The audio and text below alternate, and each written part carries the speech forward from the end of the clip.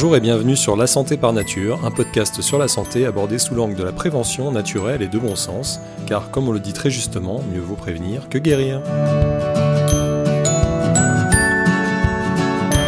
Je suis Anthony Viau, ex-pilote de ligne, aujourd'hui naturopathe à Paris et à Vannes en Bretagne, et c'est avec plaisir que je vous accompagne sur les chemins de la santé naturelle, grâce à ce podcast, mais également en consultation individuelle ou à l'occasion d'ateliers et de conférences.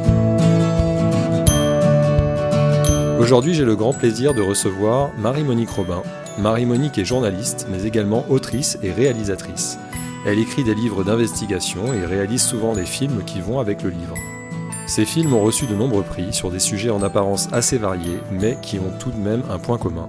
La volonté de montrer ce que nous, les humains, sommes capables de faire en bien comme en mal, à la fois sur nous-mêmes et sur notre santé physique et mentale, mais également sur notre milieu de vie, et surtout de ne pas juste documenter les symptômes, mais remonter à leur cause, ce qui me plaît beaucoup, puisqu'en tant que naturopathe, c'est exactement la démarche qui m'anime.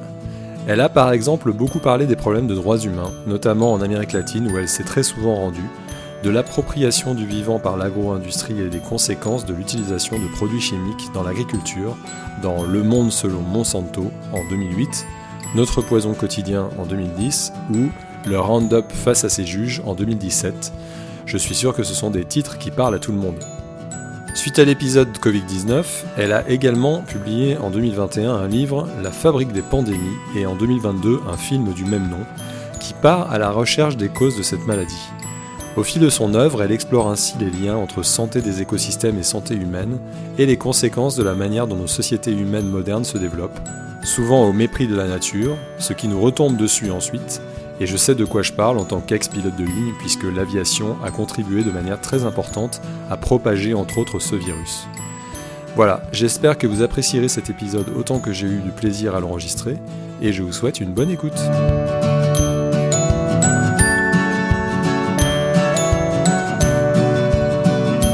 Bonjour Marie-Monique. Bonjour. Tout d'abord, merci d'avoir accepté mon invitation. C'est un plaisir de vous recevoir dans le podcast La Santé par Nature. Et ma première question, ça sera, est-ce qu'il y a un film ou un livre que vous avez réalisé ou écrit qui occupe une place particulière dans votre cœur et pourquoi ?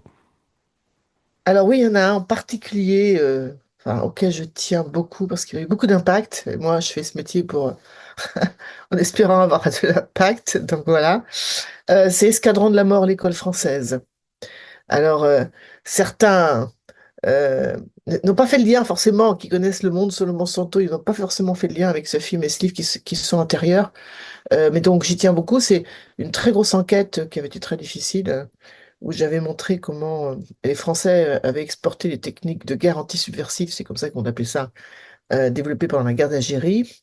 Donc ça veut dire torture, disparition, enfin voilà, vers les pays d'Amérique du Sud et notamment l'Argentine, où ils avaient formé toutes les générations d'officiers qui vont ensuite faire les coups d'État et conduire les dictatures dans le cône sud. Donc ça avait fait beaucoup de bruit, ça avait permis de réouvrir tous les procès contre les militaires argentins à l'époque.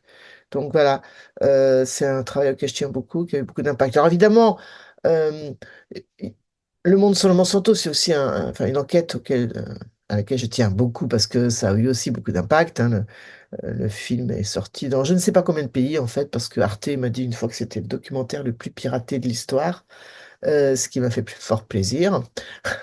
On le trouve dans des langues improbables comme le bengali, le wolof, hein, vous Ok. voyez, voilà. Et le livre est traduit en plus de 30 langues. Bon, ça a eu aussi de l'impact. Donc voilà, ça je dirais c'est deux moments un peu forts dans ma carrière, parce que maintenant ça fait 44 ans que je fais des films et des livres. Et voilà. Ok, et alors comment est-ce que vous choisissez vos sujets ? Est-ce que c'est à la suite d'émotions que vous avez ressenties, comme de la colère ou de l'indignation ? Alors ça dépend. En fait, bon, moi depuis le début, vous l'avez dit tout à l'heure, vous avez prononcé des mots importants pour moi. Mon fil conducteur, c'est les droits humains, hein. Mais depuis tout le temps, j'ai choisi ce métier justement parce que, voilà, pour défendre les droits humains. Alors au départ, c'était des droits humains, j'allais dire au sens classique, c'est-à-dire le droit de la presse, le droit de pas être torturé, bon, donc, d'où les victimes des dictatures, enfin tout ça. Donc je me suis intéressé à ces droits humains fondamentaux. Puis dans les années, à partir des années 90-2000, ben, je me suis intéressé à des droits humains moins connus. Enfin à l'époque, on en parlait moins que la liberté de la presse, etc., qui sont les droits économiques et sociaux. hein. C'est aussi le droit de grandir dans un environnement sain, de vivre en bonne santé. C'est un droit humain aussi, hein. Et donc, évidemment, je me suis intéressé à toute la question de l'environnement et de la santé, avec quand même quelque chose de très important pour moi, et que j'assume complètement. Moi, je suis né sur une ferme, hein, dans le Poitou, comme dit la chanson de Nougaro, c'est rue des Fermes du Poitou, vous savez. Et évidemment, ça crée des liens particuliers avec ce métier. Euh, Moi, quand j'étais adolescente, j'avais fait l'arbre généalogique de ma famille et je suis remontée à 1600, donc c'est des paysans au moins jusqu'à 1600. Enfin, vous voyez, donc, un attachement très fort à la terre de mes ancêtres. Donc, voilà, les graines, les semences, enfin, vous voyez, tout ça, hein. Hmm, Et la terre, quoi, la terre de la commune où sont tous mes ancêtres, la terre qu'ils ont travaillé. Enfin, vous voyez, en plus, c'était un coin, les Deux-Sèvres, la Gâtine, une terre très difficile, enfin, pleine de genêts, d'ajoncs. Enfin, je veux dire, ils ont bossé, quoi, pour ouais. rendre cette terre fertile. Donc, ça crée des liens très forts. Et puis, un intérêt particulier pour le métier de paysan. Donc, ça a toujours été un petit peu, voilà, présent, vous voyez. Euh, Quand il s'agit de se demander qui contrôle les semences sur la planète, est-ce que c'est un enjeu de droits humains? Ben évidemment. Si c'est Monsanto qui contrôle les semences, c'est pas une bonne nouvelle ni pour les paysans ni pour les consommateurs. Et c'est ce que j'ai essayé de démontrer dans plusieurs films et livres. Hmm, hmm. Et est-ce qu'il y a eu dans votre vie un ou plusieurs événements qui ont fait que vous êtes intéressé au sujet de la santé et au lien entre santé humaine et santé globale et planétaire? Bah, c'est venu progressivement. Bon, j'ai commencé à m'intéresser au problème de l'environnement et de la santé, d'abord par une question assez théorique à l'époque, et c'était très novateur parce qu'il n'y avait jamais eu de film ni de livre fait là-dessus, sur la question du brevetage du vivant. Donc les brevets que Monsanto et consorts mettaient sur des semences, par exemple, hein. Hmm, Et évidemment, ça m'a beaucoup interpellé. Je racontais une histoire absolument invraisemblable, hein, incroyable, quoi, euh, d'un un agriculteur américain du Colorado qui va au Mexique, achète un sac de haricots jaunes. Le Mexique, c'est le centre d'origine du haricot. Il y a des rouges, il y a des noirs, il y a des blancs. Et donc, il achète un sac d'haricots jaunes parce qu'il n'y en a pas aux États-Unis. Les haricots jaunes poussent sur une toute petite bande de terre qui est le long du Pacifique au Mexique. ah, C'est vraiment que là.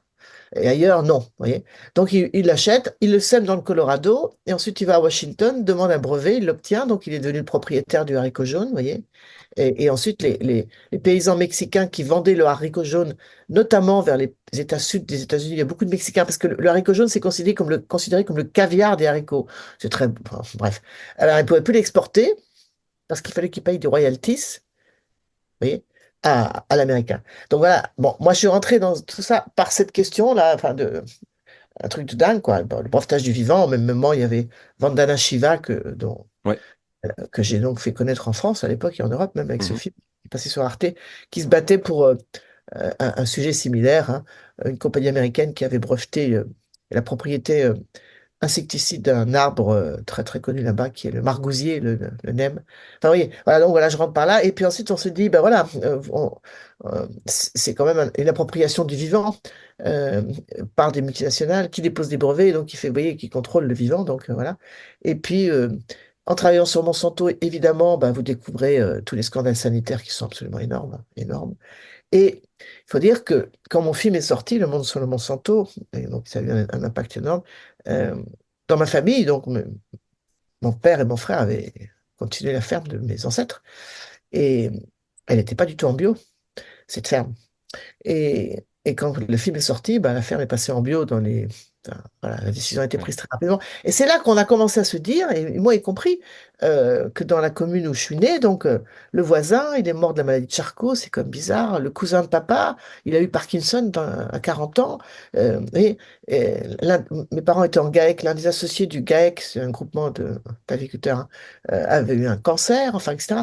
Et, et là, ben, voilà, c'était notre poison quotidien qui est aussi un film et un livre traduit dans le monde entier, sur toute la contamination de la chaîne alimentaire, depuis le champ du paysan jusqu'à l'assiette du consommateur, en passant par tous les additifs alimentaires, etc. Et là, on voit que, ben voilà, et ça, en fait, ça met, ça remet les choses à leur place, en fait, parce que moi, je fais beaucoup de conférences partout avec mes films et livres, et je leur raconte toujours une anecdote qui est un médecin qui dirigeait un département du CHU de mon pays au début des années 60, qui emmène tous ses internes voir une femme qui est hospitalisée, et c'est un cas exceptionnel. Elle a 32 ans et elle a un cancer du sein. Bah, écoutez, voilà, il y a 50 ans, c'était un cas exceptionnel. Et aujourd'hui, moi j'ai trois filles entre 29 et 35 ans. Statistiquement, il y en a au moins une sur deux, une et demie, qui aura un cancer du sein. Enfin, Mm. ouais, c'est dingue, quoi. Donc je leur dis, je dis aux gens, mais vous voyez, il n'y a pas de raison, il s'est passé quelque chose, quoi. Et là, récemment, avec mon film et livre Vive les microbes, eh ben, je fais le même test partout, dans des salles de 200, 300 personnes. Levez la main ceux qui connaissent quelqu'un qui a de l'asthme ou des allergies. Eh ben, 90% des gens lèvent la main. Je dis, si on avait fait ce test il y a 50 ans, il y aurait une personne qui aurait levé la main. Donc, oui, il s'est passé quelque chose et les scientifiques ont fait leur boulot. Ils ont décrit tout l'empoisonnement, en fait. Euh, Véritablement, c'est un véritable Mm, empoisonnement, hein. C'est mm, mm, cette mm. chimie qu'on a balancée partout et qu'on retrouve eh bien, dans les aliments, dans l'air, dans l'eau, dans la mer, là, qui est derrière vous, dans nos corps, dans nos corps. Donc, et on est en train de payer un prix très élevé pour cet empoisonnement parce que ça se traduit par l'explosion des maladies chroniques, notamment, euh, qu'on retrouve dans toutes les familles, quoi. Donc, Mm, pour moi, c'est très clair. Ce qui est absolument incroyable, c'est que toutes les données scientifiques accumulées par tous ces scientifiques que j'ai rencontrés dans le monde entier ne sont pas prises en compte par les pouvoirs publics. Et c'est là qu'on a vraiment un souci, quoi, où on se dit que finalement, on se demande, et à juste titre, si le ministère de la Santé est vraiment fait pour mm. protéger notre santé, le ministère de la... Enfin, vous voyez, parce que... Et S'il n'y moi, a pas j'en une doute. collusion avec les Non, oui, bien sûr. industriels. Oui, tout à fait. Ouais, ouais. En Un plus, déni, en tout cas, un ouais, déni, c'est sûr. Et puis ensuite, derrière, ben, oui, oui, y compris euh, bon, l'EFSA, qui est l'agence européenne censée protéger la santé des consommateurs européens. Moi, j'ai démontré, hein, vraiment des conflits d'intérêts énormes, quoi, dans ceux qui sont censés euh, réglementer les produits, enfin, etc. On voit clairement qu'on privilégie les industriels au détriment de la santé. Voilà. Et, et puis voilà, et puis on se dit finalement, c'est bon aussi pour l'industrie pharmaceutique, parce que si on est un petit peu cynique, hein, ben, mm, on se dit finalement, une industrie pharmaceutique dont le but est toujours faire plus de profit, c'est ce que j'ai aussi raconté dans un autre film qui s'appelle Sacrée Croissance, qui est obsédé par la croissance, toujours plus de bénéfices. Eh ben, elle a besoin de plein de malades chroniques pendant 20 ans, 30 ans qui vont manger du médicament. Vous voyez, mais voilà. Et ça paraît très cynique ce que je dis, mais finalement, ce qui est sûr, c'est que la prévention, euh, ça ne rapporte pas d'argent. Enfin, c'est ça. pensons à court terme, en tout cas, ça ne rapporte pas. Et c'est étonnant de voir qu'il y en a aussi peu, vous voyez, sur des sujets, par exemple, protéger les femmes enceintes. Moi, je parle beaucoup de ça parce que on sait maintenant que beaucoup de maladies les adultes vont déclencher à un moment dans leur vie, ou même plus jeunes, commence dans le ventre de la maman. C'est ce qu'on appelle, enfin, j'avais découvert ce concept aux États-Unis lors d'un colloque médical, ce qu'on appelle l'origine fétale des maladies de l'adulte. Donc voilà, donc il faut protéger les mamans enceintes, quoi, Mm. et leurs bébés, et leurs fœtus, quoi. Donc ça veut, et il y a des consignes à donner, quoi.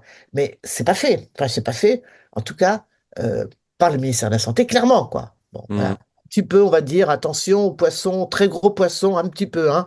Euh, les espadons, enfin, vous voyez, qui peuvent être très chargés en métaux lourds et tout, donc ils vont manger le moyen poisson, qui mange le petit, donc toute la pollution s'accumule. Alors attention aux très gros poissons, on peut le lire un peu, mais enfin, il y a plein d'autres choses à dire, vous C'est voyez. le gros poisson qui cache la forêt, Oui, quelque c'est part. ça, c'est le gros poisson, bien sûr, c'est ça.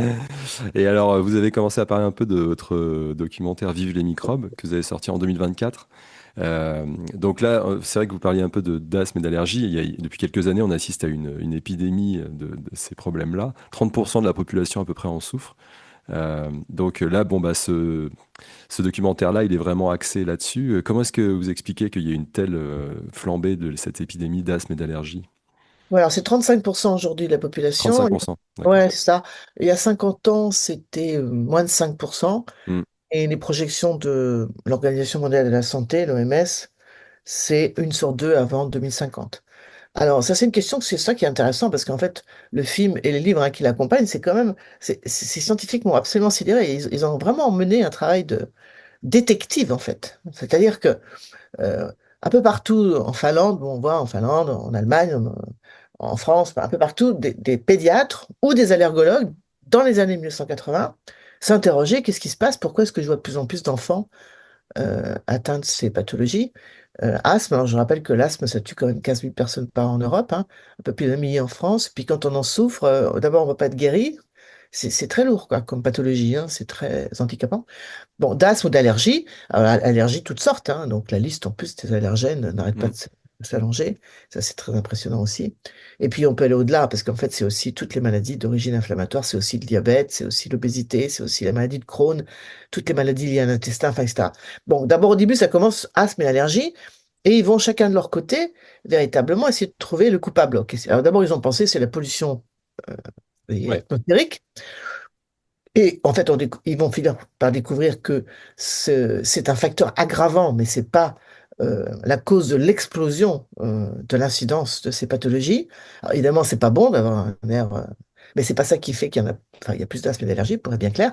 Et là, chacun de leur côté, ils vont arriver à une conclusion assez étonnante, c'est que en fait, la cause principale, c'est l'aseptisation des milieux de vie. Alors, d'abord dans les milieux urbains, parce que c'est là que évidemment, dans les grandes villes qui se traduit donc par trop de béton, trop de malbouffe, trop d'aliments ultra transformés, et puis plus assez de contact avec la nature, donc avec les plantes, les arbres et les animaux. Et ils vont démontrer, alors il y a notamment une étude assez étonnante dont on ne parle jamais, et je suis très surprise de ça, parce que ça a quand même été plus de 80 publications dans de grandes revues scientifiques, une étude qu'on appelle PATURE, en Oui. français, qui a rassemblé 500 scientifiques européens, ce qui est quand même assez rare dans 5 pays européens.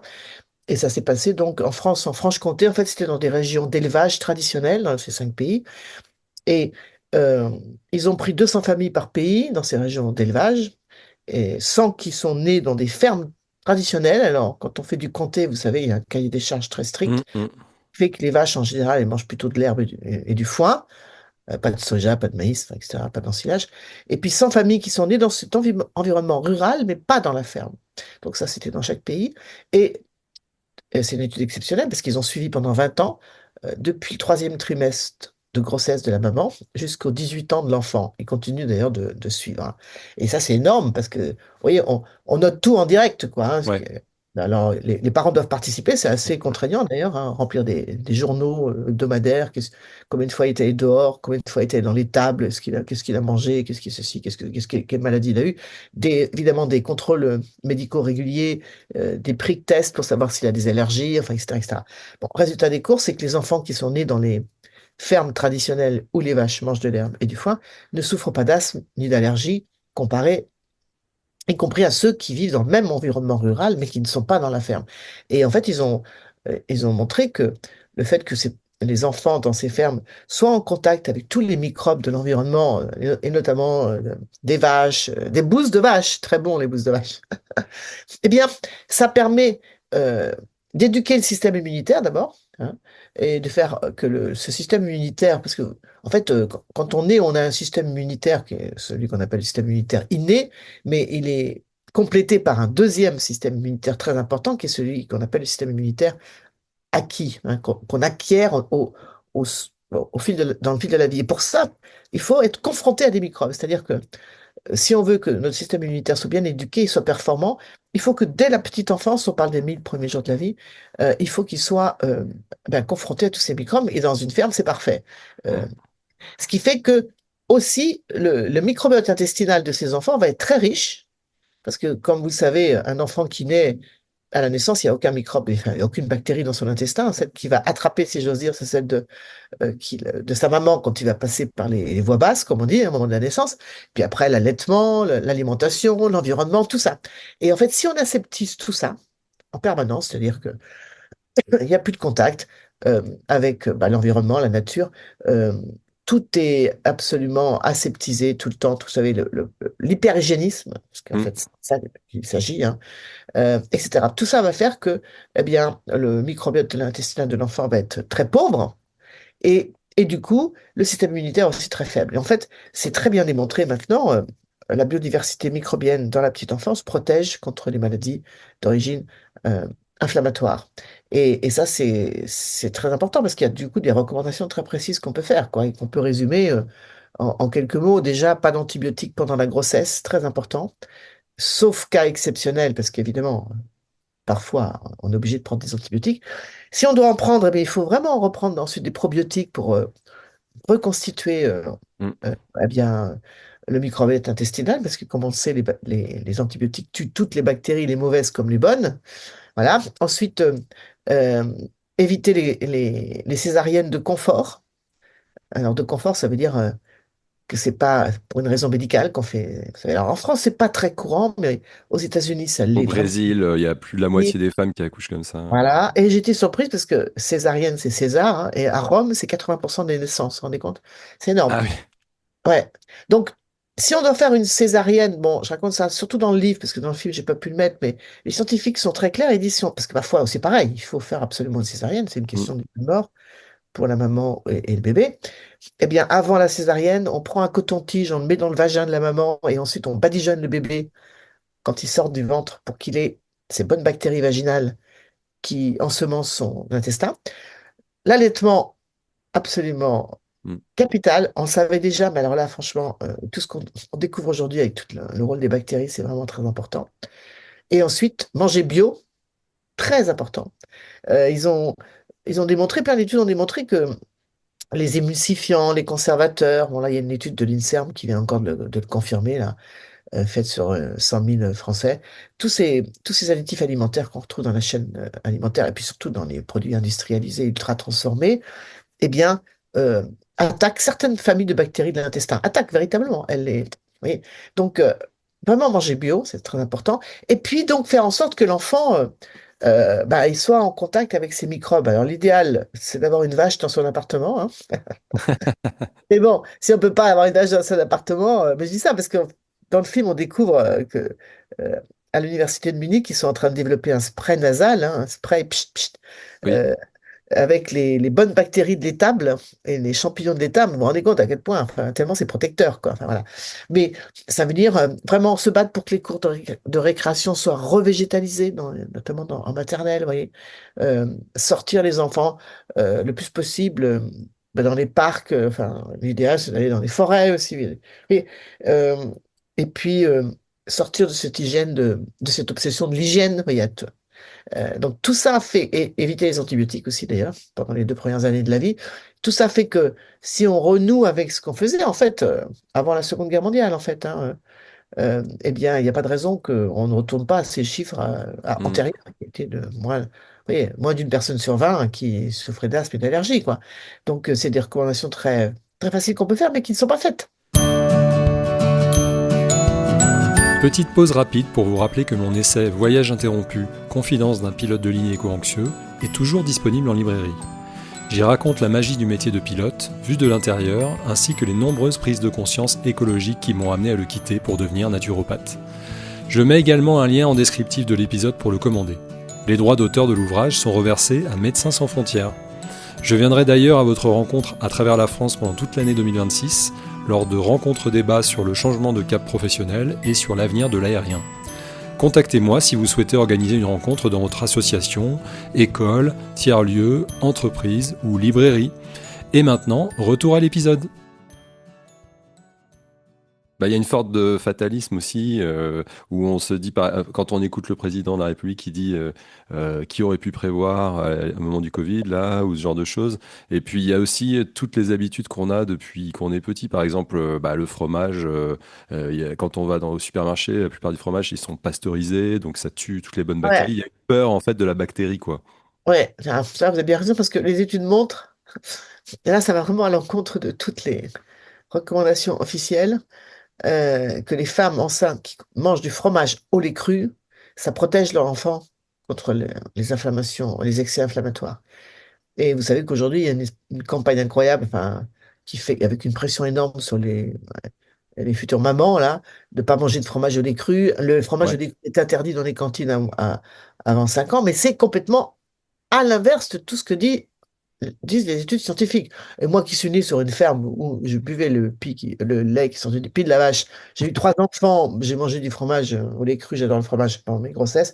Enfin, voilà. En fait, moi j'ai découvert que derrière ça, il y avait une multinationale très connue en France qui militait pour que l'un de ses camemberts obtienne l'AOC camembert de Normandie, n'a pas réussi à l'obtenir parce que pour l'obtenir, il faut avoir du fromage, enfin, il faut du lait cru, justement, Hmm. et a fait une campagne pour dire que c'était dangereux de manger du lait cru, ce qui est faux. D'ailleurs, les derniers problèmes majeurs qui ont été signalés, c'est avec du fromage au lait pasteurisé, hein, parce que souvent, c'est du lait qui vient de grandes fermes. Vous Hmm. voyez, beaucoup d'antibiotiques, on crée des Ouais. super bactéries résistantes, enfin, etc. Donc, voilà, mais vous avez bien raison de le souligner. Le fromage au lait cru, le lait cru, euh, ils sont vraiment recommandés, y compris dans la petite enfance et pendant la grossesse euh, de la maman. Et alors, vous parlez aussi dans votre documentaire des Amish à un moment, et c'est vrai que c'est assez étonnant, mais enfin, encore une fois, je reviens à Macron qui avait eu une phrase à l'époque de la promotion de la 5G pour les téléphones. Il Et- avait dit on va pas revenir en arrière, on va pas redevenir des Amish et tout. Mais en fait, il se trouve que les Amish, ils vivent plus longtemps que nous, ils ont une meilleure santé que nous, et quasiment tous les enfants Amish sont protégés contre les allergies et l'asthme. Donc ça, c'est oui, intéressant. la scientifique allemande dont je parlais tout à l'heure, qui est à l'origine de l'étude Patur, hein, dans 5 pays européens, une allergologue très connue, hein, et pédiatre. On l'appelle même la papesse, la grande papesse. Enfin, vraiment, c'est une femme, une scientifique très connue. Lors d'un colloque, elle croise un collègue américain qui lui dit, tu sais, c'est étonnant, mais moi, je vis pas loin d'une communauté amish et, et- et j'ai voulu j'ai voulu faire des consultations gratuites pour les aider parce que oui, ils utilisent très peu l'argent. Et en fait, il est allergologue lui-même. J'ai jamais, enfin, il y a personne, ils n'ont pas d'asthme d'allergie. Elle dit, ah bon, t'es sûr et tout. Et du coup, ils montent une étude avec les scientifiques de Chicago et ils vont pouvoir faire une étude dans une communauté Amish. Alors, je rappelle que les Amish, ils sont arrivés aux États-Unis il y a 2 siècles à peu près. Ils fuyaient les persécutions religieuses. Ils venaient plutôt de régions germanophones, de Suisse, vous voyez, enfin, à l'est de la France. Et aujourd'hui, ils continuent de vivre comme il y a 2 siècles, parlent toujours le même dialecte. Vous voyez, germanophone. Et puis, ils n'utilisent pas d'électricité, des chevaux dans les champs. Enfin, ils sont agriculteurs, mais comme on était agriculteurs avant la Première Guerre mondiale Mm. en Europe. Et donc, ils font leur étude et ils se rendent compte qu'il y a zéro asthme et zéro allergie. Vraiment zéro. Et là, ils sont très impressionnés et ils se disent, ah ben peut-être qu'il y a un gène qui traîne dans cette communauté, comme ils vivent en vase clos, vous voyez, et qu'ils ont gardé entre eux là, qui explique ce résultat. Et ils ont la très bonne idée de se dire, on va comparer avec une autre communauté aussi fermée que les Amish, qu'on appelle les Utérites, qui sont partis aussi pour des raisons aussi de persécution religieuse il y a à peu près 2 siècles, surtout installés au Canada, mais il y en a aussi aux États-Unis. Et pareil, ils parlent une langue, enfin, je veux dire, un dialecte de cette époque, etc. La seule différence, c'est que les Utérites pratiquent une agriculture industrielle. Mais vraiment, c'est impressionnant les images, hein. Vous voyez, Ouais. des méga élevages de cochons, 30 000 poulets, des Oui, à énormes. l'américaine, quoi, Non, standard. non, Voilà. Ouais. comme on voit dans le reste des États-Unis, Mm. avec des champs de soja transgéniques, que je connais bien, arrosés de Roundup, enfin bon, voilà. Et là, ils font leur étude, et là, ils constatent que chez les utérites, il y a le même taux d'asthme et d'allergie, c'est-à-dire très élevé, comme dans le reste des États-Unis. Donc, ils ont conclu que c'est pas le fait de grandir dans un monde rural, parce que même si les utérites font de l'agriculture industrielle, c'est quand même, enfin, ils sont pas la ville, quoi, qui protège, c'est le fait vraiment d'avoir un mode de vie qui permet aux enfants d'être en contact avec la biodiversité animale, végétale et microbienne. Ce qui n'est pas le cas dans les grandes fermes industrielles, ça je le sais, parce que quand vous avez des grandes stabulations hyper sécurisées, entre guillemets, les gamins vont pas traîner là-bas pour jouer, quoi. Vous voyez, c'est pas du tout comme dans les fermes traditionnelles. Moi, je me souviens, on jouait dans le foin. Mm. Enfin, vous voyez, on sautait dans le foin, on allait voir les parents quand ils traillaient les vaches. Ouais, vous voyez, euh, et puis c'est souvent polyculture élevage, donc il y a aussi Ouais. des cochons. Enfin, dans ces fermes traditionnelles, il y avait toute cette diversité animale et végétale. Et les enfants, comme les Amish, il y a des images que j'ai utilisées dans mon film, on voit le père qui est en train de traire les vaches à la main, et puis le gamin est à côté sur ses genoux, quoi. Enfin, vous voyez, ça, c'est pas possible dans une ferme industrielle. Donc voilà, c'est intéressant parce que euh, c'est un mode de vie qui protège. Et ce mode de vie, c'est un mode de vie où nos enfants, et nous évidemment les adultes aussi, mais nos enfants, dès leur petite enfance, sont en contact avec toute cette biodiversité, j'insiste, végétale, beaucoup d'arbres, beaucoup de plantes, animales, beaucoup d'animaux, et microbiennes. Voilà. parce que tout ça, c'est la biodiversité, hein, donc Mm. c'est ça qui constitue la biodiversité. On oublie souvent les micro-organismes et les bactéries et tout ça, Ah mais ça oui, fait vraiment partie de, de l'ensemble. sûr. Ah Ouais. oui, bien sûr, mais souvent on dit, moi avant Ville et microbes, j'avais fait un autre film et livre qui était La fabrique des pandémies, qui était le premier Mm. volet de cette enquête, qui montrait comment, quand on détruit la biodiversité dans les zones tropicales, cette fois, euh, parce qu'on fait des monocultures de soja, on déforeste pour mettre des palmiers à huile, enfin, etc., Mm. etc.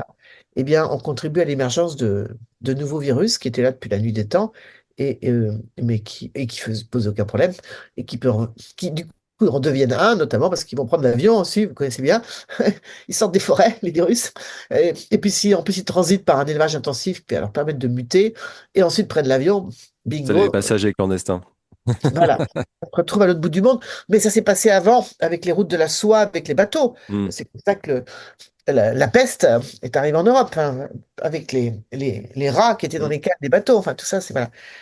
C'est les trois aspects très importants, la destruction de la biodiversité, l'élevage intensif comme accélérateur, hein, et puis ensuite ben, la mondialisation, hein, qui va faire que on peut avoir des pandémies. Voilà.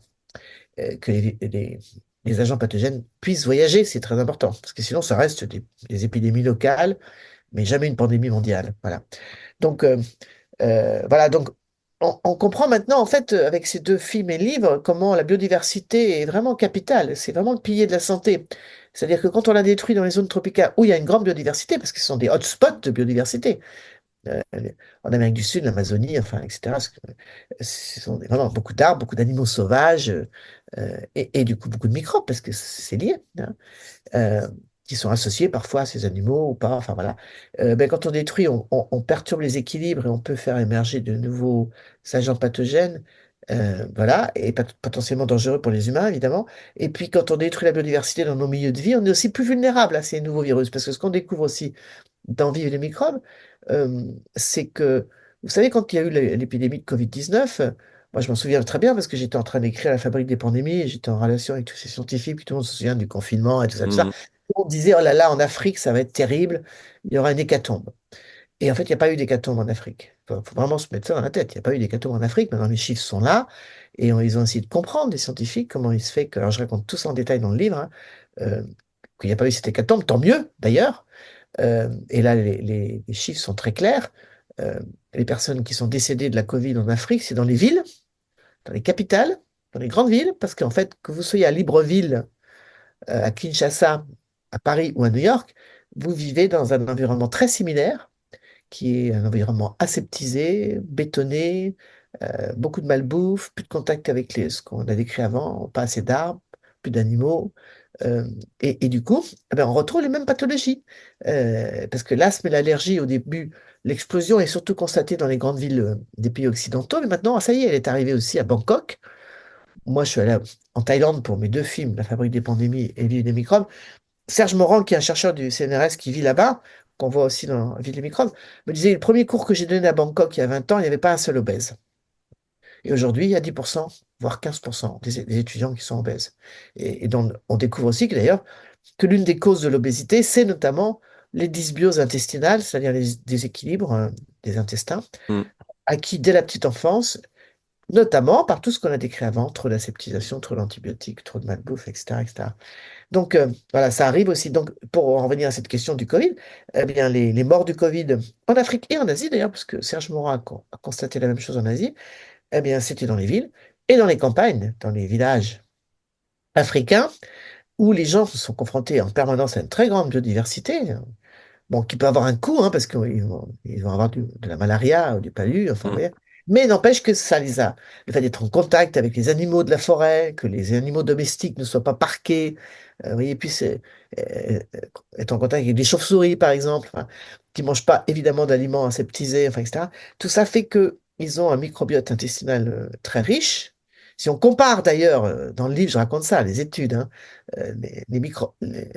la constitution des intestins, les microbiotes intestinaux de ces populations rurales africaines avec celles des populations urbaines occidentales, si on ajoute en plus, on compare, c'est les études qui l'ont fait, hein, avec la composition des intestins des peuples premiers, vous savez, les chasseurs-cueilleurs, quand il en existe encore, voilà, eh ben, c'est impressionnant, quoi, hein. Mm.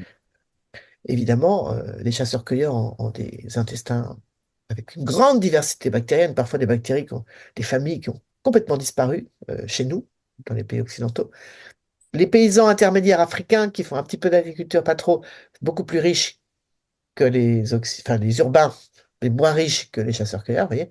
Et donc, en tout cas, ce qu'ils en ont conclu, les scientifiques, c'est que cette grande diversité à laquelle est confronté, enfin, sont confrontés les enfants dès leur petite enfance va stimuler leur système immunitaire, les mettre à l'abri des excès inflammatoires. Et comme vous savez, les morts, ceux qui sont morts de la Covid, ils sont morts après ce qu'on a appelé des orages psychotoniques, c'est-à-dire complètement, vraiment un excès inflammatoire énorme qui a fait que des poumons, enfin, vous voyez, Mm. que des gens sont morts brutalement, ben, ils ont été à l'abri de ça. Alors qu'ils ont des anticorps, donc ils ont été contaminés par le virus.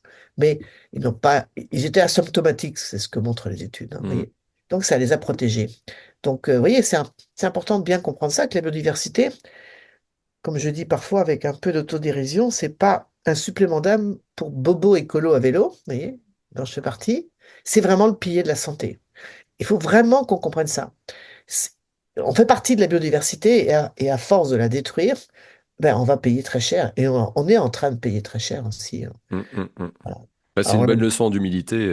Enfin, nous qui croyons, voilà, maîtriser tout avec la technologie, avec tout ça, bah voilà, il y a des peuples qui ont moins accès à toutes ces technologies-là, bah, ils s'en sortent mieux parce qu'ils sont plus au contact effectivement de la nature, quoi. mm, Et il y a un truc que j'ai trouvé super intéressant aussi dans ce documentaire, c'est qu'à propos des parasites, en fait, vous dites que bah, on pense que c'est néfaste d'être infecté par des parasites, mais en fait, pas toujours, parce que certains parasites sécrètent une enzyme qui empêche l'inflammation dans les intestins. Vous voudriez bien nous parler de ça? alors, c'est surtout la question des vers intestinaux. Alors, ça, c'est assez étonnant. Mm. Bon, c'est une chose, on me l'avait déjà dit quand j'écrivais mon livre La fabrique des pandémies. On m'avait dit, vous savez, en fac de médecine, un peu partout, on nous apprend que en Afrique, il n'y a pas d'acide d'allergie parce qu'ils sont parasités notamment par des vers intestinaux. C'est connu. Voilà. Ah bon, d'accord. Et en fait, moi, j'ai rencontré une spécialiste des vers intestinaux absolument incroyable. C'est une chercheuse, enfin vraiment, c'est une grande pointure dans ce domaine. Elle est en Hollande, enfin, dans une université des Pays-Bas, à Leiden. Et elle a beaucoup travaillé là-dessus, mais c'est confirmé par d'autres chercheurs qui travaillent là-dessus. En fait, euh, les parasitologues ont montré qu'au cours de notre longue coévolution avec les vers intestinaux, il faut savoir que nous avons toujours été infectés par des vers intestinaux. Nous, les humains, mais nos ancêtres aussi, primates. D'ailleurs, toujours les chimpanzés, les gorilles sont infectés par des vers intestinaux. Ils ont développé plein de stratégies d'ailleurs pour s'en débarrasser par des plantes, enfin, Mm. etc. Donc donc on a développé enfin vraiment on a coévolué avec ces vers intestinaux qui eux-mêmes ont dû s'adapter pour ne pas être expulsés. Et c'est incroyable. Ça, c'est Ouais, la symbiose, quoi, qui... Ouais, la symbiose et les C'est fou, quoi. parasitologues qui racontent ça, qui racontent comment, moi je trouve ça fascinant, quoi.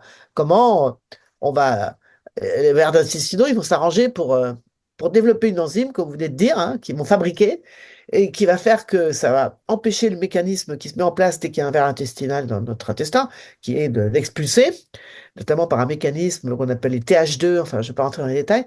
Et en fait, cette enzyme va bloquer les TH2, justement. Et ça tombe très bien parce que ces TH2, elles sont liées aux excès inflammatoires.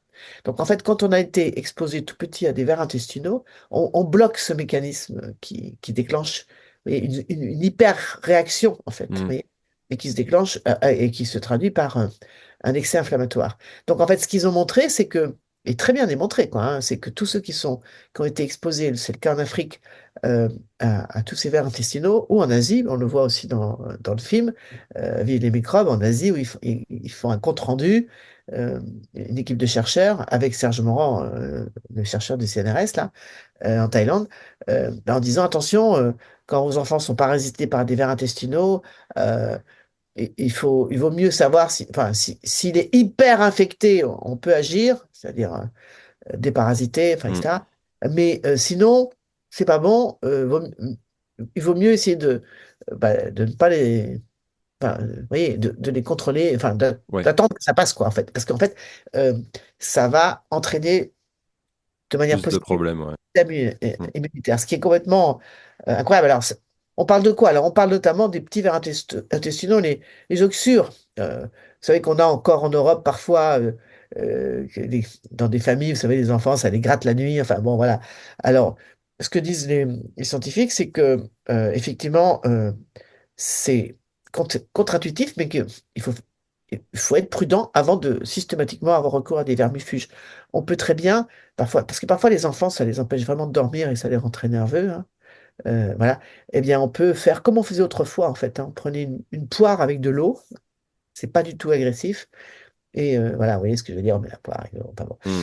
Il y a vraiment une infection forte, vous voyez. Mm. Mais ce qu'ils disent les scientifiques, c'est qu'au final, à la force d'avoir, vous vous rendez compte, toute notre vie, j'allais dire, nous les humains, bon, si on remonte, allez, 200 000, 300 000 ans, on a toujours vécu avec des vers intestinaux. Si du jour au lendemain, et notre organisme voilà, est habitué à ça. Enfin, voilà, tout notre système immunitaire, tout est fait pour s'adapter, réagir. Si du jour au lendemain, on détruit, enfin, il n'y a plus de vers intestinaux, il n'y a plus de bactéries de l'environnement, parce qu'aussi on vivait, voilà, en contact avec la nature tout le temps.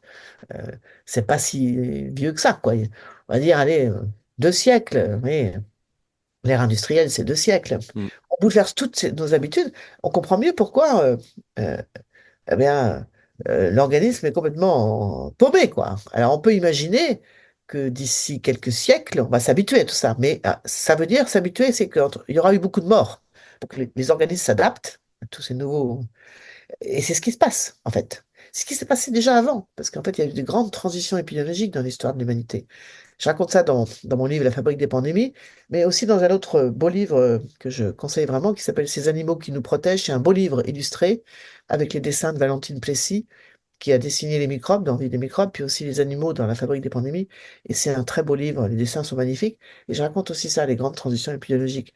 Quand les chasseurs-cueilleurs se sédentarisent, euh, il y a à peu près 10 000 ans, dans le croissant fertile, font de l'agriculture, de l'élevage, etc. Bon, ça se fait pas du jour au lendemain, mais voilà. Euh, eh bien, il y a eu beaucoup de morts, en fait, parce que le fait des deux côtés, le fait de domestiquer les animaux va faire que d'abord, on va être beaucoup plus en contact avec eux, on va échanger les agents pathogènes, et en fait, ce qu'on a, enfin, on ne sait pas, c'est que avant que ça se stabilise, on développe chacun de notre côté des stratégies, vous voyez, pour y compris se protéger des maladies, etc., eh bien, il y a eu beaucoup de morts du côté des animaux et des humains qui ont échangé leurs agents pathogènes. Maintenant, on sait d'ailleurs que plus un animal a été domestiqué tôt, par exemple, le cochon est un animal domestiqué très, très tôt dans l'histoire de l'humanité, eh bien, on partage avec le cochon non seulement plein de gènes, 95% de nos gènes, mais aussi beaucoup d'agents pathogènes, en fait. On a vous voyez, cette proximité a fait que on partage beaucoup. Et c'est pareil avec le chien, qui est encore plus ancien, la domestication que le cochon. On partage plein d'agents pathogènes avec les chiens. Voilà. Tout ça pour dire que, vous voyez, ces grandes transitions épidémiologiques, on pourrait imaginer qu'aujourd'hui, on est dans une grande transition épidémiologique avec toute la chimie qui est partout, qui fait que, ah ben, il y a plein de gens qui meurent de cancer, de maladies neurodégénératives, qui souffrent de maladies chroniques, que peut-être les survivants vont développer, vous voyez, Mm. Une résistance, quoi, au ben, plastique, alors, oui, voilà. Alors, ouais, voilà, ça fait rire un peu parce que vous ou avez pas. raison. Enfin, ce qu'on voit quand même, c'est par exemple, on n'en parle pas assez, vous savez, on a parlé régulièrement, récemment du problème de la dénatalité. Vous savez que pour la première fois l'année dernière, il y a eu plus de morts que de naissances en France. Les femmes ne font plus que 1,58, je crois, enfants par femme, quoi. Enfin, voilà. Et alors, on a expliqué tout, voilà, que on repoussait de plus en plus tard la conception d'enfants, que c'était dû en partie au fait que les couples, et en particulier les femmes, avaient peur de ne pas pouvoir mener de front une vie professionnelle, une vie familiale, etc. Bon, très bien, tout ça, ok, mais ça, c'est pas nouveau, hein. Bon, moi, j'ai connu ça aussi, de ma Mm. génération. Ce qu'on a oublié de dire, c'est qu'aujourd'hui, 25% des couples en Europe, et notamment en France, 3 millions de Français qui sont en état d'infertilité, hein. infertilité, ça ne veut pas dire qu'on est stérile, mais ça veut dire que c'est un an de rapport sexuel non protégé et on n'arrive pas à déclencher hein, enfin, une grossesse. Eh ben, ça, on connaît l'origine, hein. Ça s'appelle les perturbateurs endocriniens. C'est très connu. Moi, j'ai fait un film et un livre, Notre poison quotidien. C'est en... D'ailleurs, je fais une parenthèse, mais j'ai créé une chaîne YouTube qui s'appelle Chaîne officielle de Marie-Monique Robin. Il faut mettre tout ça. Et comme j'ai fait 200 films dans ma vie, je suis en train de mettre en ligne tous les films que j'ai faits. Et j'ai mis Notre poison quotidien, j'ai mis euh, Le Monde selon Monsanto. Donc ces films, on peut les voir gratuitement sur ma chaîne YouTube. Et Notre poison quotidien, ça reste complètement d'actualité. C'est tous les perturbateurs endocriniens qui sont donc des hormones de synthèse que l'industrie utilise pour plein de raisons, pour rendre le plastique dur, pour rendre le plastique mou, pour protéger, faire des poils anti-adhésifs. Enfin, il y a plein de raisons. C'est étonnant, mais c'est comme ça, hein. Et qui ensuite, une fois qu'on les, euh, qu'on assimile, enfin qu'on ingère des résidus très faibles de ces hormones de synthèse, peuvent provoquer, notamment chez la femme enceinte, des dégâts énormes. Et on sait quels dégâts, quoi. Mm. Quand un fœtus est exposé au bisphénol A, au phtalate, au glyphosate, enfin toutes ces molécules chimiques qu'on peut retrouver dans l'alimentation, dans les contenants alimentaires, dans les légumes, enfin, dans les détergents, etc., les boîtes de conserve, enfin, etc., eh bien, ça va avoir, selon, euh, parce que c'est lié évidemment à l'organogénèse, c'est-à-dire l'âge du fœtus. Alors, vous savez qu'un fœtus, ça se développe grâce à des hormones naturelles hein, qui vont intervenir de manière très précise au 44e jour. Ça va être la fabrication des cellules qui vont donner le cerveau. Je dis n'importe quoi, c'est peut-être le 5. Enfin, Mm. oui, c'est précis. Et si une femme enceinte consomme des hormones de synthèse présentes dans tout cet environnement, y compris alimentaire, eh bien, ça va perturber, ça va prendre la place des hormones naturelles et ça va provoquer des dégâts du système endocrinien qui vont se traduire ensuite par soit des cancers hormonodépendants. On sait que la grande épidémie de cancer du sein actuelle, c'est dû en partie chez des jeunes femmes, c'est lié à l'exposition in utero à ces molécules, euh, ces perturbateurs endocriniens. Pareil pour le cancer des testicules qui a explosé, cancer de la prostate, mais aussi que ces molécules sont obésogènes, elles contribuent à l'obésité, qu'elles provoquent elles peuvent atteindre le cerveau, hein, donc provoquent des troubles de l'attention. On sait qu'il y a un lien avec les syndromes autistiques, enfin, etc. Donc voilà, ça, c'est très connu. Ça, c'est le problème des perturbateurs endocriniens. Et malheureusement, on n'en parle jamais. Et l'une des conséquences très bien documentées, mais très bien documentées, c'est que les, les garçons qui ont été exposés dans le ventre de leur mère à ces molécules euh, de synthèse, eh bien, ont beaucoup moins de spermatozoïdes que leur grand-père. Les études ont montré qu'en fait, à peu près 50 ans, euh, eh bien, les jeunes gens ont dans un éjaculat 2 fois moins de spermatozoïdes que leur grand-père. Et les spermatozoïdes qui restent, ils sont de très mauvaise qualité, ce qui explique beaucoup de fausses couches prématurées qu'on constate aujourd'hui chez les jeunes. Et puis, la difficulté de faire des enfants. Eh bien, jamais on ne parle de ça. Parce que Mm. si on parle de ça, eh bien, ça veut dire il faut interdire toute une série de molécules qui sont considérées comme des perturbateurs endocriniens. Et malheureusement, à part le bisphénol A, ça y est, vous savez, qui était dans les biberons en plastique, on en avait parlé, etc., eh bien, il en reste plein, plein, plein. Et et pour l'instant, on ne veut pas s'affronter à l'industrie, enfin, vous voyez. Et ça, il faut le dire. Enfin, vraiment, il faut le dire. Il faut dire que et si on veut faire des enfants, il faut arrêter. Bon, il y a plein de choses à. C'est simple, hein, il faut manger bio, il faut arrêter de prendre des aliments industriels, il faut balancer les poêles Tefal, les boîtes en plastique, Tupperware, tout ça, enfin, vous voyez, des détergents, enfin, bon, c'est assez. Enfin, Ah, c'est une grosse remise en question de notre mode de vie, quoi. oui, mais en même temps, c'est pas très compliqué à faire. Vous voyez? Et ce qu'on pourrait attendre du ministère de la Santé, c'est de dire attention. Mais vous voyez, le déni, il est absolu parce que dans ce- on en a parlé de l'enquête de l'INSEE il y a 3 semaines, beaucoup. Eh bien, moi, je n'ai rien entendu là-dessus. Vous voyez? Sur le fait que, eh bien, pouvait entrer en ligne de compte aussi, dans cette dénatalité, entre guillemets, eh bien, le fait que c'est de plus en plus difficile de faire des enfants, tout simplement, parce que, à cause de cette pollution Mm, chimique. mm, mm, mm. Non, mais dans votre documentaire Notre poison quotidien, que je recommande à tout le monde, mais vous montrez bien que il y a Par exemple, sur le sujet des limites maximales de résidus de pesticides, de ce genre de choses, il y a une vraie, l'industrie est vraiment là présente derrière pour agir sur les normes, avec l'OMS, etc. Donc c'est hyper intéressant. Enfin, Ah, bien sûr, c'est bah, ouais. triste en fait parce que et là on voit en ce moment avec la loi du plomb, avec ce genre de choses.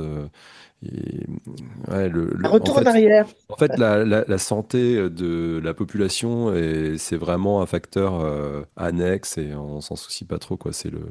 Alors ça fait un peu complotiste de dire ça, mais en fait, c'est la réalité des choses. Il faut ouvrir les yeux. Ah, c'est tout à fait la réalité des choses, tout à fait. Parler des normes, moi, ce que j'ai découvert pour notre poison quotidien, je pensais véritablement que si on respectait les normes, on était protégé. Le problème, c'est de savoir comment ils sont fabriqués, ces normes. Et moi, ce que j'ai Bah, c'est ça. découvert, c'est au doigt mouillé, quoi, Ouais, ouais, vraiment. mais ça, votre documentaire C'est le montre très très n'importe bien. quoi. Et on nous fait croire en plus qu'il y a des petites doses de poison. Vous savez, c'est le principe de Paracels, ce médecin suisse du XVIe siècle qui avait dit c'est la dose qui fait le poison. Bon, ça marche pour certaines molécules, hein. Mm, mm. C'est vrai, mais pas, par exemple, pas pour les perturbateurs endocriniens, pas pour les hormones. C'est tout le contraire. Ouais. Pour les hormones de synthèse, plus la dose est faible, plus c'est dangereux. Et ben là, voilà, déjà, ça marche pas, vous voyez. Mais après, voilà, toute la réglementation européenne des produits chimiques qui peuvent contaminer l'alimentation, notamment, c'est de dire, trouvons la petite dose de poison qu'on peut ingérer tous les jours sans tomber malade. Sauf que moi, je dis toujours, oui, sans tomber raide mort. Parce que quand on tombe raide mort, on se dit, ouais, là, la dose est. Oui. Non, mais en revanche, les maladies qui vont se déclencher 30 ans après, comme c'est le cas de beaucoup de maladies chroniques, vous voyez, où on ne saura même plus, parce que c'est là-dessus que jouent les industriels. Vous avez un cancer aujourd'hui, je sais pas, alors j'allais dire du pancréas, c'est un peu plus facile parce qu'on sait aujourd'hui que les phosphates marocains qui vont dans les engrais chimiques, c'est lié à cette épidémie de cancer de pancréas, qui est vraiment une épidémie, hein. La France ayant le taux le plus élevé au monde, avec 4 fois plus de cas qu'il y a 30 ans. Mais bon, un cancer plus classique, le foie par exemple, bah, ils vont dire, ah mais oui, mais qu'est-ce qui vous dit que c'est mon produit? Parce que d'abord, c'est 30 ans après, puis tous ces produits sont cancérogènes, vous voyez? Donc c'est terrible, quoi. Donc il y a un moment, ben, il faut appliquer le principe de précaution, c'est-à-dire quand on a des données suffisantes, notamment sur des cellules humaines ou des animaux, parce qu'on essaie de limiter maintenant les essais sur les animaux, mais eh ben, il faut interdire le produit, c'est tout, hein. Mm, Oui, parce que c'est tout. Il n'y a aucune raison qu'on retrouve dans nos aliments des produits toxiques qui, à une certaine dose, peuvent être carrément mortels. Vous vous rendez compte? Et la petite dose qui est censée, vous voyez, ça, quand on réfléchit bien, c'est complètement dingue, quoi. Vraiment, mm, c'est dingue. mm. Ouais, mais bon, après, quand on sait que, voilà, ce que vous montrez dans votre documentaire, mais que les études, par exemple sur l'aspartame, quoi, bah, Ouais. les études, elles venaient du fabricant directement, donc c'était repris après par l'État. Et après, on a appris que l'aspartame, en fait, c'était racheté par Monsanto. Enfin, on voit un peu le Alors, panier ouais. de crabes dans lequel on évolue, quoi. Bah, moi, là, il y a une campagne de Foodwatch que j'ai soutenue, puis j'ai mis d'ailleurs en ligne bon, notre poisson quotidien sur ma chaîne YouTube, et puis en particulier le chapitre sur l'aspartame pour contribuer à cette campagne. Mm, L'aspartame devrait être interdit. Parce qu'on sait aujourd'hui que enfin, ça fait long, il n'aurait jamais dû être mis sur le marché, mm, mm. très bien démontré dans notre poisson quotidien. Voilà déjà. Et en plus, il contribue à l'épidémie d'obésité, vous avez vu, enfin, c'est incroyable, quoi. C'est-à-dire que non seulement. Et de diabète. Donc non seulement Ouais. ça. C'est incroyable, quoi. C'est tout le contraire.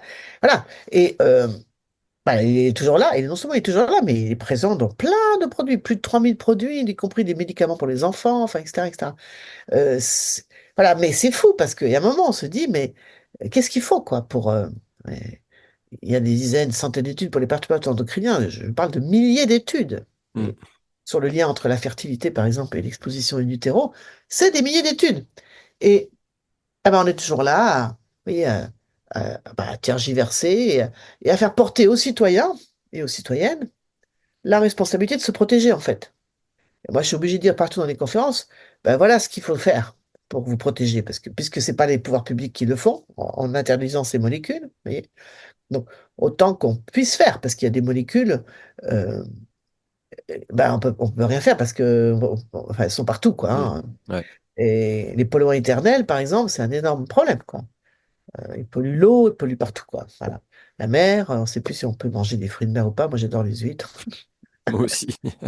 On s'est dit, oh là là là là, bon, alors, voilà, c'est terrible, quoi. On arrive à un moment, à un point là.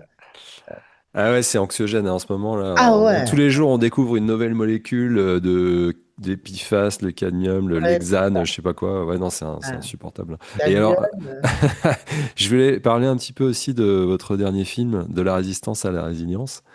Euh, donc là, vous êtes, bon, on change de sujet complètement. ouais, Vous êtes allé dans un village en Alsace, le village de Ungersheim, de 2200 habitants, et vous aviez réalisé un documentaire sur ce village enfin, en 2014, dont le titre était Qu'est-ce qu'on attend? Et là, ouais, vous revenez 10 ans après. ouais. Alors, qu'est-ce que c'est la particularité de ce village, et pourquoi est-ce que vous avez eu envie de le filmer? Alors, donc, j'ai tourné toute l'année 2015. En fait, c'est amusant l'histoire. J'avais fait juste avant un film et un livre qui s'appelait Sacrée Croissance, qui interrogeait le modèle de la croissance économique, c'est toujours plus de production, de consommation comme moteur d'économie. Et fort heureusement, il y a de plus en plus de gens qui se demandent est-ce que c'est bien raisonnable sur une planète où les ressources sont limitées et la capacité d'encaisser les déchets que nous produisons a manifestement aussi atteint un point de saturation. Vous qui avez beaucoup voyagé comme moi, vous avez vu l'état de la planète. Je parle Mm. tout simplement de la pollution, hein, les plastiques partout. Enfin, c'était. Et moi, je l'ai vu parce que j'ai commencé à voyager au début des années 1980. On n'était pas encore très nombreux à l'époque. Hein, c'est vachement ensuite accéléré. J'ai vu cette pollution partout, partout, quoi. Bon, bref. Donc voilà. Et ce film montre les alternatives à ce principe de la croissance illimitée. Voilà, c'est plutôt la post-croissance. Qu'est-ce qu'on pourrait, enfin, par quoi on pourrait remplacer cette obsession? Voilà. Et du coup, j'étais allé dans plein de pays du monde pour montrer la transition au niveau alimentaire, énergétique, les monnaies locales. J'étais allé au Bhoutan, le Bhoutan qui a remplacé le produit intérieur brut par le bonheur national brut. Enfin bref, tout ça. Et je présente le film une fois en Alsace, 2014, et dans la salle, 300 personnes. Alors, il est passé sur Arte, mais ça n'empêche pas que les films circulent dans les cinémas. Il y a quelqu'un qui se lève et qui me dit, bon, Madame Robin, c'est très bien tout ce que vous racontez, mais nous, on le fait déjà à Ungersheim. Alors, j'étais vexé hein, quand même, parce que j'étais allé au Brésil, au Bhoutan, en Argentine, enfin, au Népal, enfin partout, quoi.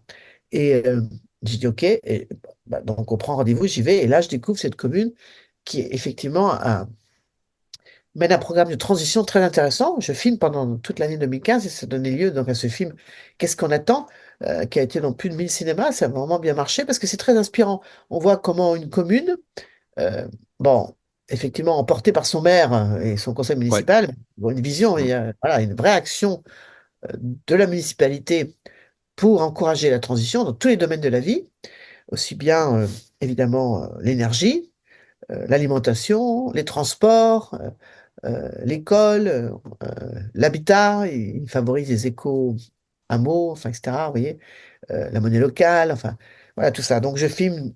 Déjà, c'était très inspirant. Mais souvent, on m'a demandé depuis, ça fait 10 ans, bah, qu'est-ce qui s'est passé là-bas? Est-ce que ça a continué ou pas? Et c'est une question vraiment légitime, quoi, en fait. Et je suis retourné 10 ans après, et ça s'appelle de la résistance à la résilience. Et la bonne nouvelle, c'est que ça a continué. Et non seulement ça a continué, mais maintenant, bon, il y a 10 ans, il visait l'autonomie énergétique. Il l'a visé, donc il y avait plein d'actions avec d'abord beaucoup d'isolation des bâtiments, enfin, etc. Et ensuite, l'énergie renouvelable, etc.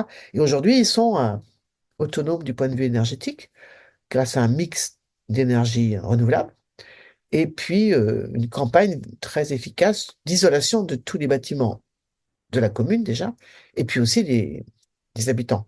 Donc ça, on voit que ça marche, quoi. Hein. D'ailleurs, quand il y a eu la guerre en Ukraine, vous savez, à un moment où le prix de l'énergie a explosé, on avait beaucoup parlé des piscines qui étaient fermées parce que les communes ne pouvaient plus payer la facture énergétique. Bah, à Angersheim, ils ont une piscine, mais comme elle est chauffée avec des panneaux Mm. solaires, il y a un réseau de chaleur avec une chaufferie au bois.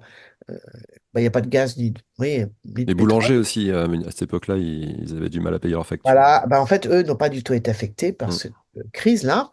Et puis, dans le domaine de l'alimentation, alors, moi, quand j'avais filmé il y a 10 ans, ils avaient une régie municipale agricole avec un salarié. Maintenant, ils ont 4 salariés.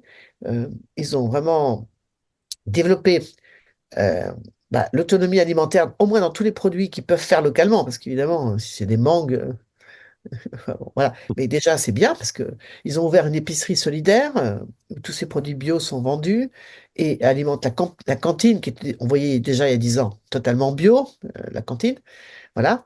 Et puis, on voit aussi dans le domaine de la biodiversité toutes les actions qu'ils ont menées. Ils ont replanté des arbres, enfin, etc. Et tout ça sans augmenter les impôts depuis 2003. Et on voit aussi comment cette commune qui était un peu ostracisée par tous les grands élus de la région d'Alsace, parce qu'il y avait eu enfin, une histoire. Euh, Pierre et Vacances, vous voyez, voulait installer un centre Pierre et Vacances avec 500 bungalows sur 30 hectares de la forêt de Hungersheim, et le conseil municipal s'y était opposé. Et ça avait provoqué vraiment une guerre avec tous les grands élus qui soutenaient ce projet. Et donc, pendant des années, on a considéré qu'Hungersheim, c'était des farfelus écolos. Et là, aujourd'hui, on voit comment l'agglomération de Mulhouse, M2A, a confié au maire de la commune d'Hungersheim, Jean-Claude Mensch, le plan climat. Vous voyez, le président de M2A explique comment Hungersheim c'est devenu vraiment un laboratoire pour tout le territoire, montrant ce qu'on peut faire dans le domaine de l'énergie et de l'alimentation. On voit comment, vous voyez, 10 ans après, tout ça a évolué. Alors c'est très, très, après tout ce qu'on a décrit avant, ça fait du bien, quoi, parce Ouais. que ouais, c'est 40 minutes, c'est moins long que qu'est-ce qu'on attend, mais on l'a mis, ouais, on vient de la lancer, ça commence à circuler, parce qu'on aimerait bien qu'avant les élections municipales, ça puisse encourager aussi des... Parce qu'on voit que ça marche, quoi, mais ça marche, euh, et, et puis ça fait du bien au moral, parce que franchement, en ce moment, c'est... Ouais, puis la santé, c'est pas que la santé physique, il y a aussi la santé mentale Bien sûr. et le bien-être et tout. Et dans ce village, enfin, moi j'ai trouvé ça génial ce documentaire parce que on voit bien que déjà tous les habitants du village sont impliqués. Ils ont chacun un peu leur rôle. Ça, on sent qu'ils sont vraiment fiers de ce qu'ils sont en train de faire. Euh, on a l'impression qu'ils sont, voilà, ils ont un sens en fait à leur vie tout Ouais, simplement. bien Ils sont sûr. heureux de participer à la vie du village. Ouais, Ils ont l'air épanouis. Donc voilà, c'est là où on fait le lien aussi avec la santé. Je pense que vous ouais. avez ressenti aussi ça quand vous étiez dans ce Ouais, bien village. sûr. Ouais. Oui, très, très clairement. C'est-à-dire, on voit comment, effectivement, ça donne du sens et de la fierté de faire ça pour le village. Et c'est intéressant parce que souvent, moi, j'ai fait beaucoup de conférences sur la croissance et puis les alternatives à la croissance et du coup, la transition, hein, qui est donc sortir d'un modèle pour aller vers un autre. C'est une période transitaire. En latin, c'est passer d'un endroit A à un endroit B. Le A, c'est celui où on est, dont on veut sortir. Le B, c'est celui vers lequel on veut aller. Et là, il y a un chemin. Comment on fait, quoi? Et c'est ça la transition, en fait. Et ce que je dis partout, c'est que la bonne nouvelle, c'est que c'est bon pour le moral déjà, quand on Ouais. rentre dans des actions de transition. Aussi bien au niveau agricole, enfin, vous savez, toutes ces initiatives qui naissent, où il y a des jardins partagés, enfin, etc. Déjà, c'est très bon pour le moral des gens, pour commencer. Et puis, ça, c'est important parce que ça repose aussi sur une question que tout le monde doit se poser, et localement, alors, juste avant les élections, c'est intéressant de se dire, je vis dans telle communauté, telle commune, euh, à quoi est-ce qu'on tient collectivement? C'est-à-dire ne pas peur de revendiquer une identité communautaire locale. Vous voyez. Et voilà, je vis dans la montagne, je vis près de l'océan, je vis à la campagne, je sais pas, dans ma commune, là où je vis dans une grande ville, dans mon quartier, à quoi on tient? Qu'est-ce qu'on a envie de protéger? Et ça, c'est une question extrêmement importante, parce qu'une fois qu'on l'a, d'abord, ça permet de déterminer le territoire où on est, hein, et si enfin, il faut le connaître pour pouvoir le protéger, ce territoire. Vous voyez. Donc, ça veut dire créer du lien avec avec qui on vit sur ce territoire, et déterminer, ben voilà, il y a des arbres là, ben on n'a pas envie qu'ils soient abattus, ces arbres-là, parce qu'ils sont importants, même on en voudrait plus. Enfin, vous voyez, c'est toutes ces questions. Euh, de se dire qu'est-ce qu'il y a qu'on voudrait protéger, comment on pourrait l'améliorer, enfin, vous voyez. Donc, vraiment s'attacher à l'identité du bout de territoire où on est, quoi. Et ça, c'est très important. Et ça, on le voit aussi à Hungersheim à l'œuvre, c'est-à-dire, Mm. euh, ils sont attachés au fait que, bon, eux, ils sont en plein milieu de la plaine d'Alsace. La plaine d'Alsace, bah, depuis la Seconde Guerre mondiale, c'est du maïs et du blé intensif. On a arraché les arbres partout, enfin, c'est impressionnant, quoi. Eh bien, là, ça y est, on replante des arbres, quoi, parce qu'il y a un moment, plus d'arbres, bah, c'est pas bon, quoi, parce qu'avec le dérèglement climatique, ça veut dire des inondations, ça veut dire, enfin, vous voyez, et donc l'identité est, est très importante et il la revendique de manière positive, c'est-à-dire on est ensemble pour faire en sorte qu'on vive le mieux possible sur ce bout de territoire qui est notre territoire. Voilà. Mm. Et, Mais le mot important, je trouve, que vous avez employé, c'est ensemble. Et en fait, par les temps qui courent, on a un peu tendance à se recroqueviller sur soi. Il y a de l'individualisme, etc. Et du coup, on vit dans des grandes villes où on connaît personne. Et là, quand on regarde votre documentaire, il est vraiment inspirant parce qu'on voit que c'est finalement à l'échelle, comme tu disais, locale.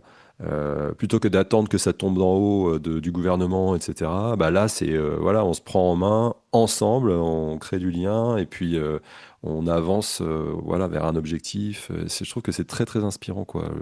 Le fait Voilà. de justement se prendre en main localement et ensemble. Ouais, tout à fait. Mais alors, ce qu'on découvre aussi dans le deuxième volet, là, enfin, la suite, euh, de la résistance à la résilience, c'est qu'on a besoin des pouvoirs publics.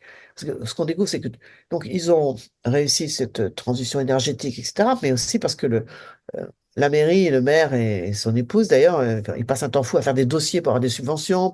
Mm.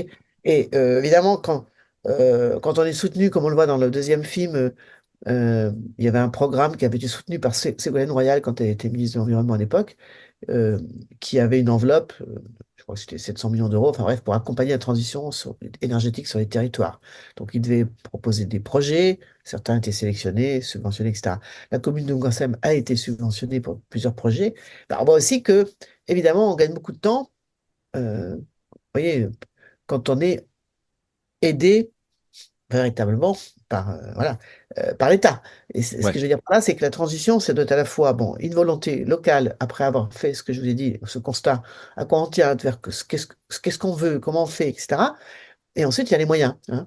Euh, donc ben là, les deux sont importants. C'est la volonté locale du conseil municipal avec les citoyens sur la commune. Mais c'est vrai qu'on a aussi besoin d'accompagnement.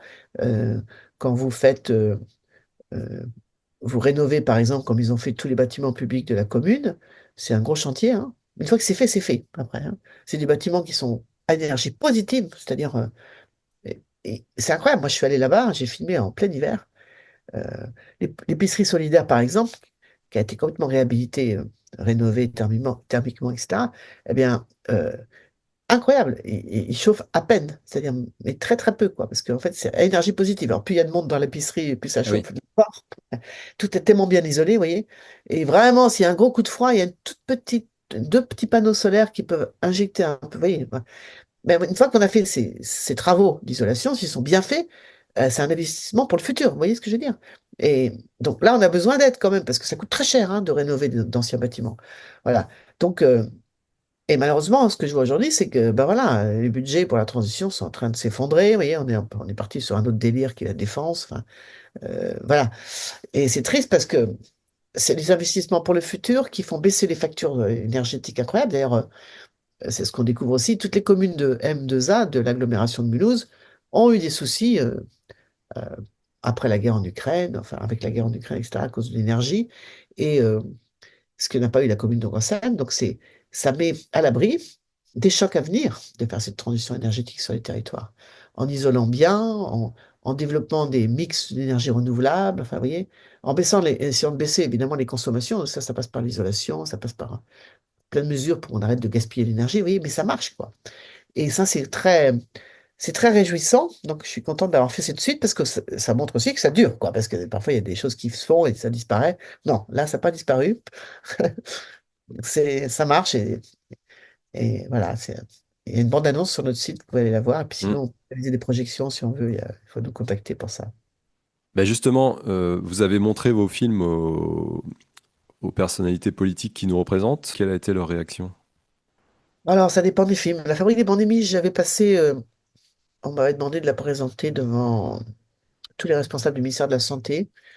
À l'époque, c'était Jérôme Salomon. Maintenant, il est parti à l'OMS, mais qui m'avait fait venir. C'est Monsieur Covid, vous me rappelez, hein. Ouais. Bon, voilà. Euh, je, donc, ça a beaucoup intéressé. Bon, c'était la première partie. Puis les microbes, je suis beaucoup sollicité dans les CHU et je suis allé à Marseille, euh, à Toulouse. J'ai été invité aussi à Lille par la Caisse primaire d'assurance maladie. Enfin, tout ce monde médical qui, en fait, c'est assez étonnant, hein, qui découvre totalement cette face cachée des microbes, parce que c'est une vraie révolution qui a lieu en ce moment, hein, Mm. en termes scientifiques, c'est énorme, hein, et ça ouvre plein de perspectives thérapeutiques, évidemment. Tout ce qu'on découvre aujourd'hui sur toute cette grande diversité microbienne, grâce à des techniques qu'on n'avait pas avant, qui ne permettaient pas de savoir qu'il y avait tous ces microbes, euh, la métagénomique, enfin, etc. Je ne vais pas rentrer dans le détail, mais tout ça fait qu'aujourd'hui, on découvre tous les jours, tous les jours, tous les jours de nouvelles familles de microbes et le rôle qu'elles jouent notamment dans notre organisme. Enfin, bref. Et donc, ça a beaucoup d'impact dans ces milieux-là. Euh, Là, j'ai été invité à participer au colloque qui aura lieu en juin de l'association, alors je ne sais plus comment elle s'appelle, mais des intendants des hôpitaux, c'est-à-dire ce sont ceux qui s'occupent de l'alimentation dans les hôpitaux.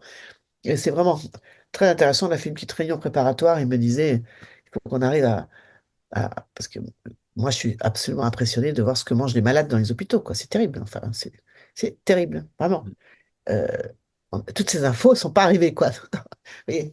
Euh, donc, donc, je suis contente de participer à ça parce que, vous voyez, voilà. Alors, j'ai pas mal présenté mes films, voilà, mais ce que je regrette, c'est quand même que c- il y a plusieurs films que j'ai présentés au Parlement, par exemple, au Parlement européen, mais que ça se traduise pas, enfin, par des campagnes très, très claires et très précises, quoi. Par exemple, on a parlé tout à l'heure de la dénatalité, mais ce sont les perturbateurs endocriniens, c'est Mm. très grave, pas ça. Mais l'obésité, c'est pareil. On- Il y a une campagne de lutte contre l'obésité. Qu'est-ce qu'ils font? Ils, ils culpabilisent les gens qui sont en état d'obésité en disant c'est parce que vous mangez mal et vous marchez pas assez d'activité physique. Mais c'est absolument absurde, hein. Dans mon livre Vive les microbes, j'ai interviewé l'une des meilleures spécialistes de l'obésité en France, Karine Clément. Elle est à l'INSERM. Elle reçoit les personnes en état d'obésité les plus graves à la Salpêtrière. Elle m'a dit, je reçois des personnes qui font plus de 250 kilos. Elle me dit, tu penses bien que c'est pas parce qu'ils mangent mal et qu'ils font pas assez d'exercice. Ils sont nés déjà avec des états inflammatoires chroniques, dus notamment à une dysbiose intestinale des mamans pendant la grossesse, hein, donc tout ce qu'on a décrit avant, et qui fait le terrain de plein de maladies inflammatoires, cet état inflammatoire chronique, qui peut être aussi provoqué par les perturbateurs endocriniens dont j'ai parlé avant, pendant la grossesse, etc. Et qui après ça dépend du patrimoine génétique de chacun. Pour certains, ça va être du diabète, pour d'autres, c'est de l'obésité, parfois c'est les deux ensemble, parce que c'est très souvent lié. D'autres, c'est maladie de Crohn, d'autres, enfin, vous voyez, toutes ces maladies auto-immunes, voilà. Et elle dit, ça commence là, c'est pas parce qu'ils ont... Évidemment, s'ils mangent mal et qu'il faut pas assez d'exercice, c'est un facteur aggravant. Mais c'est pas ça qui est la cause de cette explosion de l'obésité qu'il y a partout. C'est pas suffisant. La malbouffe n'est pas suffisante, vous voyez, pour expliquer cet état. Donc, moi, je regrette que toutes ces connaissances qui ont été accumulées par ces scientifiques qui ont fait un super boulot ben, ne soient pas, vous voyez, n'inspirent pas les politiques publiques, quoi, et très clairement. Euh, mais malheureusement, Et encore, vous êtes là pour faire des documentaires, pour oui, montrer aux oui, gens. bien sûr, mais c'est Passe quand même quoi. assez Si, frustrant. imaginez-vous si personne faisait ce genre de documentaire. Ouais, mais c'est quand même assez frustrant, quoi. C'est Mm. quand même assez Ouais, je frustrant. Je comprends, ouais, comprends ouais, aussi la frustration des scientifiques que je représente souvent, ouais. euh, qui ont fait. Alors, vous savez, pour le climat, c'est pareil, hein. À un moment, ils se sont enchaînés, je ne sais plus, à Munich, en disant, nous, on en a marre, les scientifiques. Mm.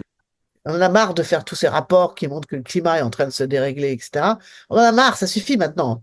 On va pas nous demander un énième rapport, quoi. On sait ce qu'il faut faire, quoi. Et allons-y, quoi. Et vous voyez, c'est un peu pareil pour la santé et l'environnement. Euh, Ouais, Moi, complètement.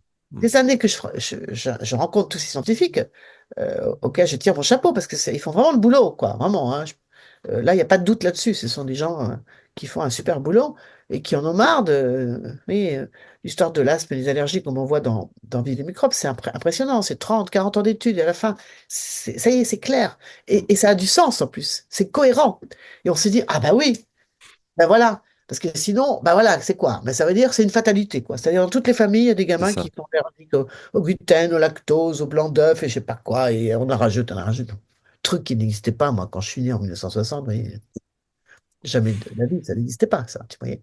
Ah, puis c'est normal que on ait un cancer ou deux dans la famille et puis un Parkinson. Enfin, mais non, c'est pas normal. C'est pas du tout normal. C'est pas une fatalité. Il y a des causes. Il y aura toujours des maladies. Mm. C'est pas le problème. Voilà, il y aura toujours des maladies. Mais qu'on soit arrivé à ces taux d'incidence tellement élevés, ça, c'est pas normal. Il y a des causes. Et les causes, elles sont connues. Elles sont identifiées. Et ça veut dire qu'on peut agir. Ça, c'est quand même une bonne nouvelle. Oui. C'est pas un truc comme ça, absolument, ouais, la fatalité. Enfin, non, non, non, non. Et donc, il faut. Alors, moi, je fais ma part, mais c'est vrai que les scientifiques font la leur, et à un moment, les pouvoirs publics, les politiques, qu'ils fassent aussi, qu'ils aient un peu de courage, quoi, vous voyez, un peu de courage. Bah, il en faut, hein, parce qu'il faut s'affronter à des lobbying puissants euh, qui, qui sont là pour semer le doute, fabriquer le doute, hein, Mm, en permanence.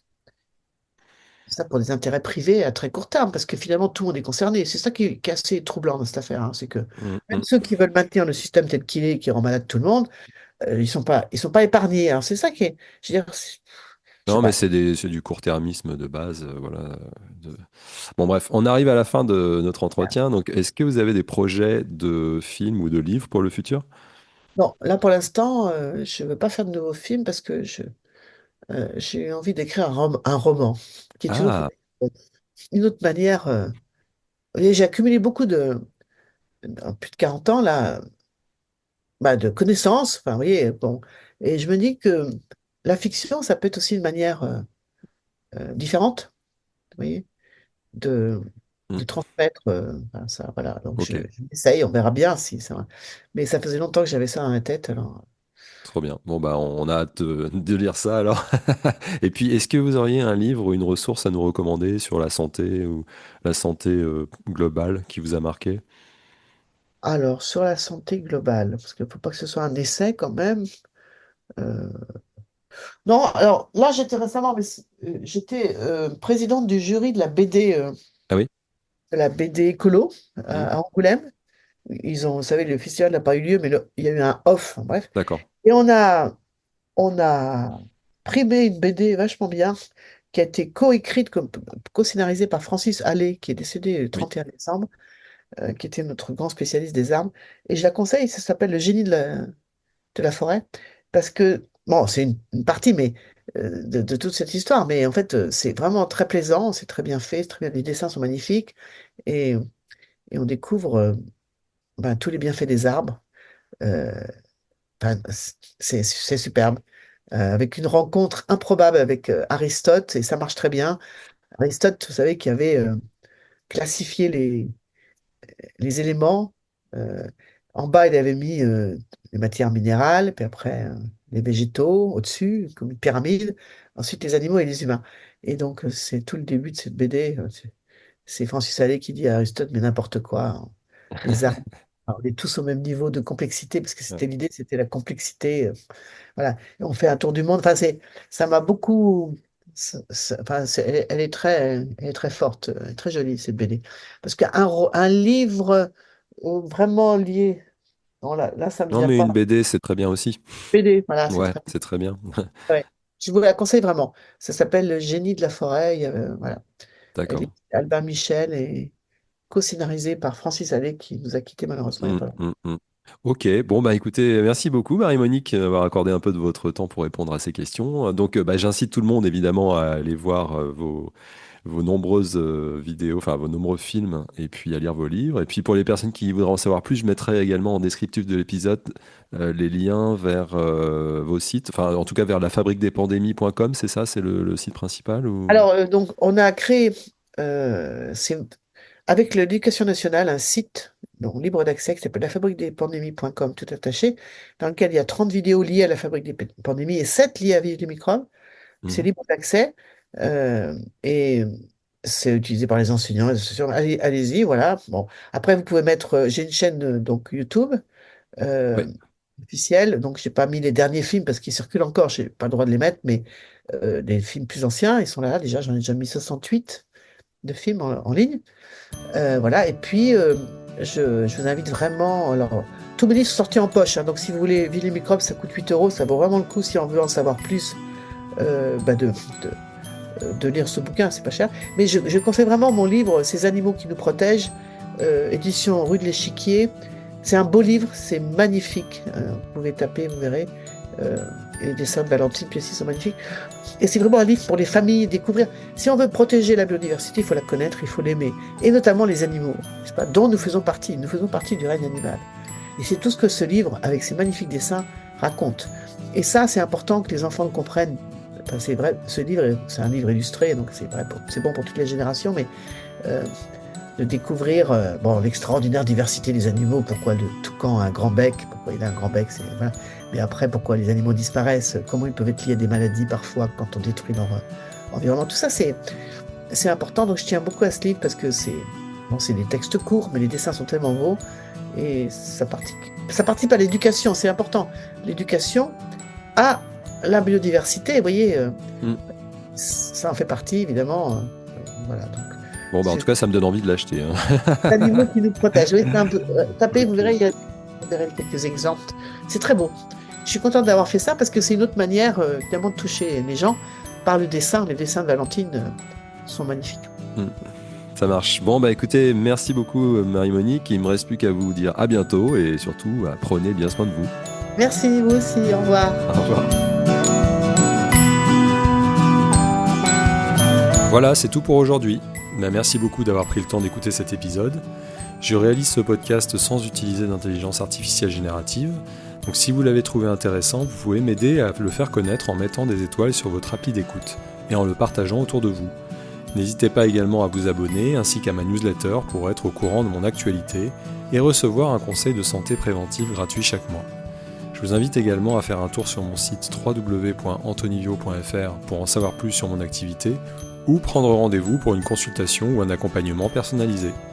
Comme je ne suis pas médecin, ce podcast n'a aucune visée médicale, diagnostique ou thérapeutique, mais uniquement informationnelle. En cas de problème de santé, consultez votre médecin et surtout, n'arrêtez ou ne modifiez jamais vos traitements médicaux sans lui en parler. Voilà, rendez-vous au prochain épisode et d'ici là, prenez bien soin de vous.